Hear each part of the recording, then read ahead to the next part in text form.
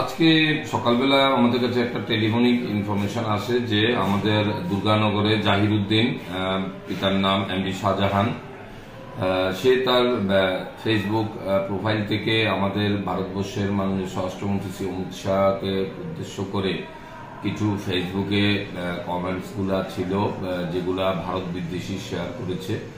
তো এই খবরটা পাওয়ার পর আমরা অফিসার এবং স্টাফ আমরা ঘটনাস্থলে যাই, গিয়ে তার বাড়িটা কর্ডন করে তাকে আমরা পাই। তাকে জিজ্ঞাসাবাদ করার পর ফেসবুকের কমেন্টস গুলো সম্বন্ধে সে কিছু বলতে চায় না। তখন তার মোবাইলটা সার্চ করে আমরা দেখতে পাই যে সে গতকাল রাত্রে আমাদের মাননীয় স্বরাষ্ট্রমন্ত্রীর ফটো ব্যবহার করে দুটো পোস্ট সে শেয়ার কমেন্টস করেছে, যেগুলা ভারত পাকিস্তান যুদ্ধের ইস্যুও ছিল এখানে। তো তার পরিপ্রেক্ষিতে আমরা তাকে থানাতে নিয়ে আসি এবং এই পোস্টগুলির ব্যাপারে কোনো সদুত্তর দিতে পারিনি।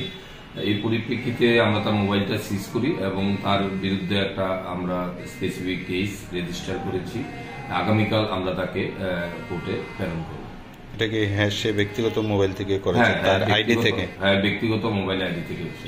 মানে ওর ফেসবুক আইডি থেকে? ওর ফেসবুক আইডি থেকে। মানে ফেসবুক আইডিও ওর নামই নাকি? হ্যাঁ, ওর নামই আছে এবং এটা আমাদের মাননীয় স্বরাষ্ট্রমন্ত্রীর ফটো ছিল।